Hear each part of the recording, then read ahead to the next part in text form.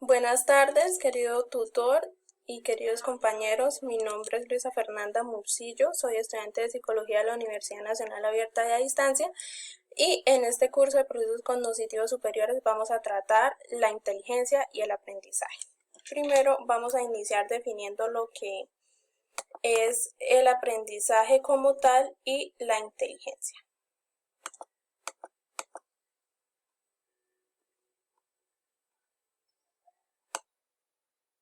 Muy bien, entonces el aprendizaje se puede definir como la capacidad o habilidad por el cual se obtienen conocimientos claves que la persona utiliza para su desarrollo. El aprendizaje en cada persona cabe aclarar que se manifiesta de una manera muy diferente, ya que todos no tenemos la misma capacidad o simplemente no la desarrollamos de la misma forma. Así mismo, por medio de las destrezas y los conocimientos se van ampliando y se van mejorando a medida que los vamos desarrollando y que vamos también aportando previos conocimientos diarios en nuestra vida.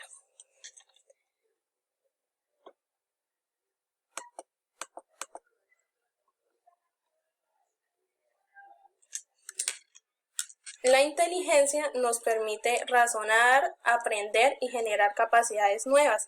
Asimismo, la inteligencia nos permite elaborar ciertas cosas como inventos, escritos. Asimismo, también nos permite la creación de ideas y esto nos permite aportarle tanto a nuestra vida como al mundo nuevas creaciones que van a servir en un futuro. Muy bien, vamos con las bases biológicas del aprendizaje. Las bases biológicas del aprendizaje obviamente están más que simplificadas por el sistema nervioso, el cual tiene como función el crecimiento y el desarrollo cerebral, así como el aprendizaje y la memoria. Asimismo, también conecta las emociones y los pensamientos, el movimiento, equilibrio y coordinación. Y asimismo, también cumple una función muy importante el sistema nervioso, que es el sueño y la percepción. Cuando hablamos de la percepción, es aquello que la persona simplemente observando puede llegar a generar una opinión respecto a lo que observa o a lo que puede llegar también a escuchar. A eso me refiero cuando hablamos de la percepción. Muy bien, entonces el sistema nervioso se divide en dos, los cuales son el sistema nervioso central y el sistema nervioso periférico. El sistema nervioso central se encarga de generar las respuestas de acuerdo a la situación y el periférico se encarga de hacer la respectiva conexión con cada uno de nuestros órganos. Asimismo, también se encarga de lo que tiene que ver con la sensibilidad de la piel, cuando nos tocan, cuando nos pica un mosquito, pues obviamente el sistema nervioso periférico recrea esas sensaciones y a eso es lo que le llamamos estímulos o sensaciones previas. Y pues como aquí podemos ver, el sistema nervioso periférico se divide en el sistema nervioso somático y autónomo, el cual tiene como función la toma de decisiones autónomas en el cerebro, y es así como la persona llega a crear una personalidad por medio del sistema nervioso somático y autónomo. Muy bien. El sistema nervioso se encuentra formado por las células más importantes que se encuentran en el cerebro, las cuales son llamadas neuronas. las cuales están conformadas por la dendrita, el cuerpo celular, el núcleo, el axón, la mielina, la cual es una sustancia que transporta la misma neurona, la célula de Schwann y el terminal del axón, que es por medio el cual se conecta una neurona con la otra. El núcleo es donde se almacena toda la información que contiene esta neurona y así por medio de esa información es que se va creando, digámoslo así, como un capítulo cerebral que el cerebro recopila y asimismo lo va almacenando, y a eso se le llama memoria, que puede ser memoria a largo plazo, a corto plazo, y es por eso en donde la persona llega a recordar ciertos capítulos de su vida.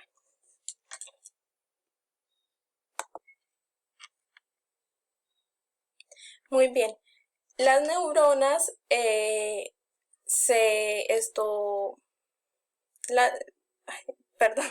las neuronas se dividen en tres que son muy importantes, las cuales son sensitivas, motoras y conectoras. Las sensitivas, como su nombre lo dice, es las encargadas de llevar toda la información sensorial que transmite el cuerpo. Las motoras se encargan de toda la actividad muscular que genera el cuerpo y la persona como tal. Y las conectoras son las que conectan una neurona con la otra, generando así una información la cual es transmitida por medio de estas, y asimismo es como se va creando cada capítulo cerebral, y lo que hace el cerebro es generar una acción respecto a la información que se ha generado.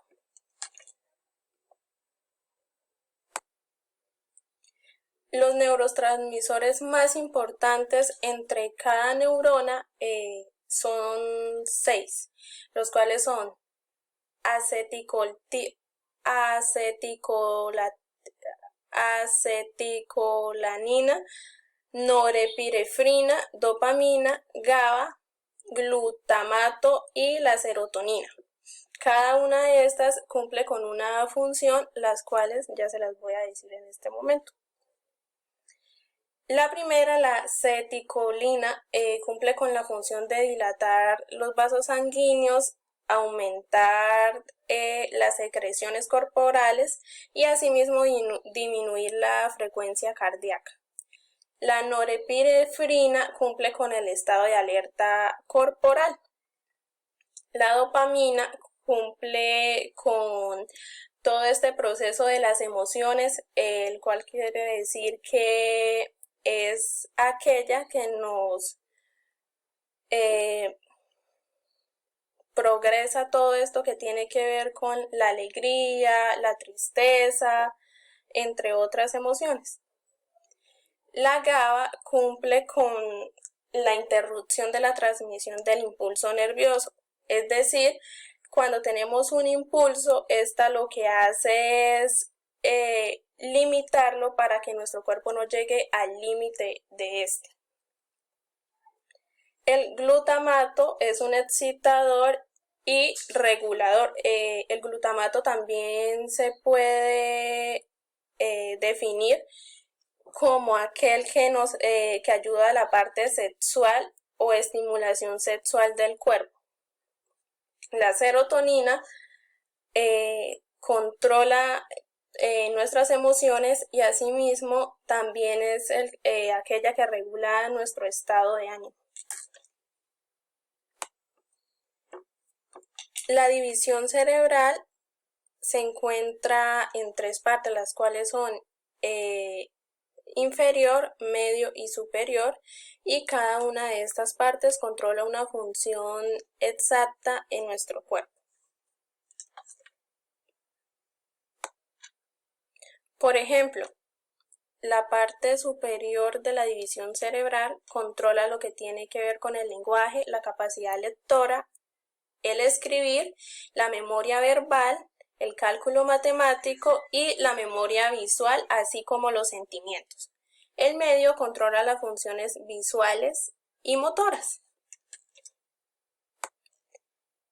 Y la última parte, la cual es el inferior, controla todo lo que tiene que ver con el aprendizaje autónomo de la persona.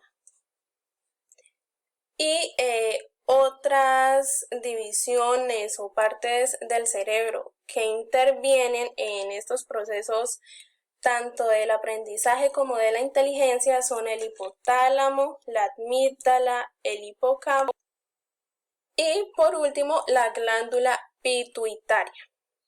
Cada uno de estos tiene una función en el cerebro, las cuales son las siguientes.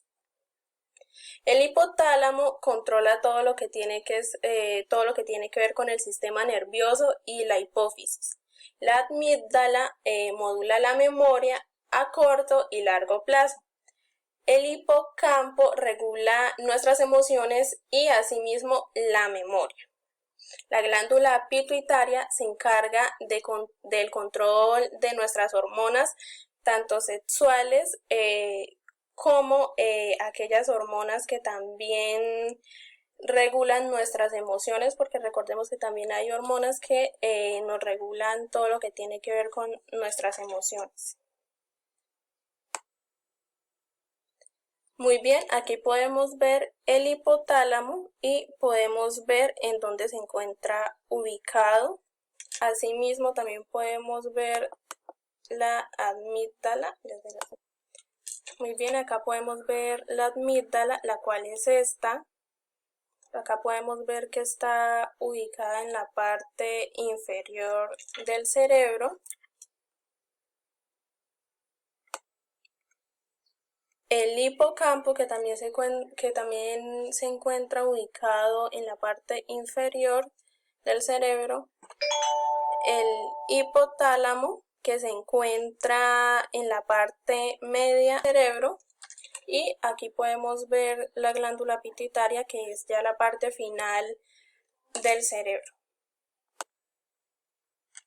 Muy bien, por último, las bases biológicas de la inteligencia. Las bases biológicas de la inteligencia dependen tanto de la estructura cerebral interna de la persona como de la persona, ya que también depende cómo la persona se comporta en cuanto a este proceso cognitivo. Asimismo, podemos ver que el lóbulo parietal, el lóbulo frontal, el lóbulo temporal y el lóbulo occipital se encuentran muy involucrados en este proceso, ya que la inteligencia también tiene que ver con aquellas acciones que genera la persona, y cada uno de estos lóbulos genera una acción y asimismo también ayudan a que la persona tenga una recepción de aquella información que puede llegar a observar o también a oír.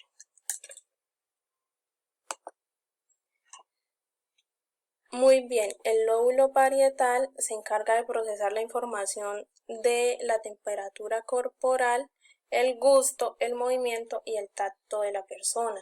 El occipital es el responsable de nuestra visión, el temporal se encarga de procesar nuestros recuerdos y asimismo de integrarlos con nuestros sentidos, es decir, con el gusto, el tacto, el oído, la vista.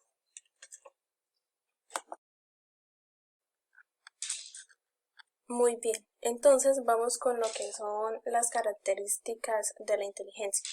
Las características de la inteligencia son la habilidad verbal, la cual es la conceptualización y la comprensión del habla que tiene la persona.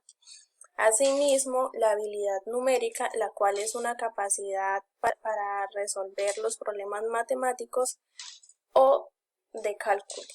La fluidez verbal es el procesamiento de palabras que la persona tiene con rapidez.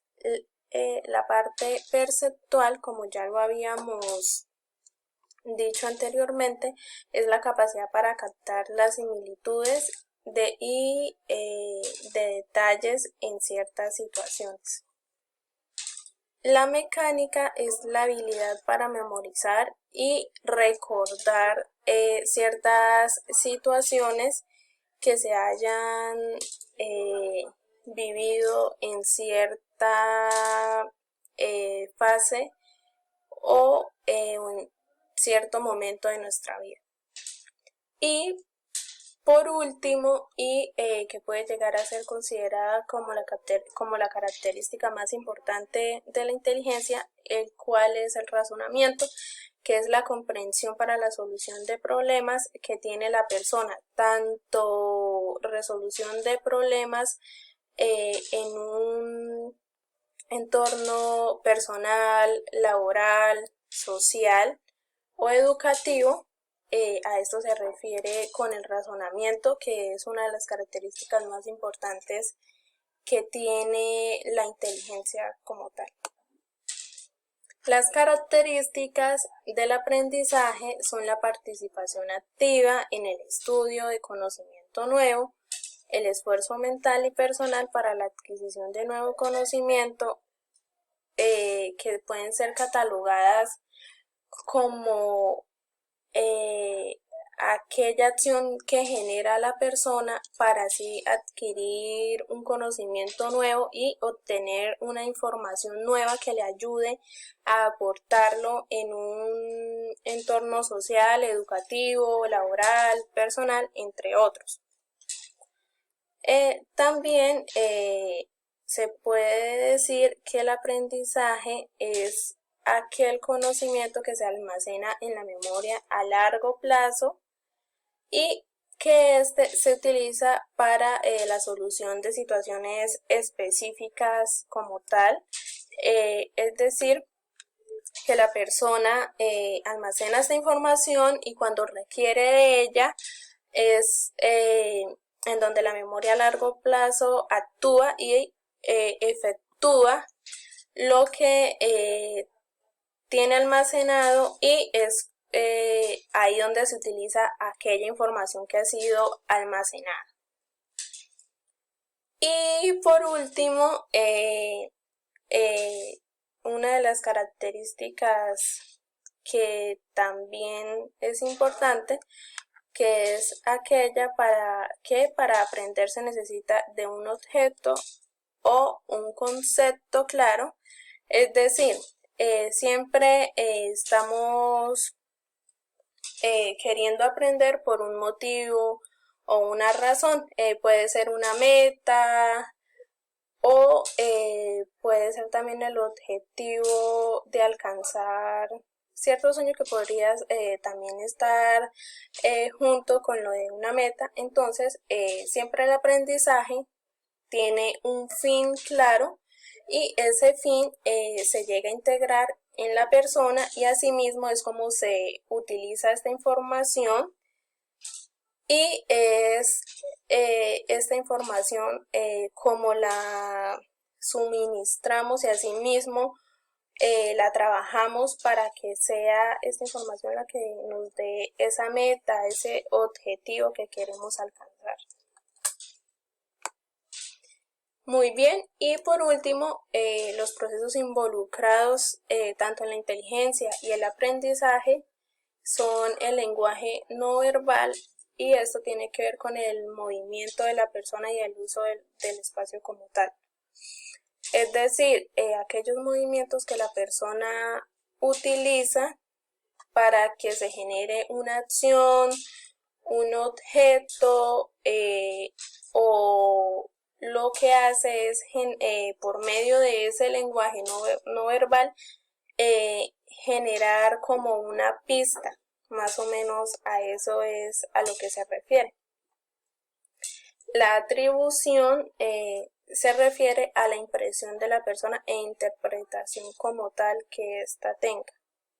La percepción social son las conclusiones que se obtienen por medio de la observación, del habla o la conducta dentro del entorno social, pero también se pueden ver involucrar los entornos personal, laboral y por último el educativo o estudiantil. Muy bien, y la influencia que tienen estos dos procesos cognitivos superiores, los cuales son el aprendizaje y la inteligencia, ya dentro de un contexto sociocultural, son el factor cultural, la influencia social, la aceptación social, el factor de la ubicación y por último el altruismo. Que el altruismo se define como aquel deseo de ayuda a los demás y la persona que está ayudando no espera ningún tipo de recompensa ni nada a cambio, digámoslo así. El factor de ubicación tiene que ver ya digamos en la zona en donde se encuentra ubicada esta persona y el estilo de vida que asimismo conlleva. La aceptación social se puede definir como aquella aceptación de las normas y el comportamiento que las personas tengan dentro del entorno, pero también esto se puede definir que la aceptación social muchas veces puede jugar en contra o a favor de la persona, porque muchas veces la aceptación social la llevamos a otro preámbulo, que puede ser el preámbulo de la discriminación o más o menos de este tipo. La influencia social pues es el control y acción para controlar ciertas situaciones.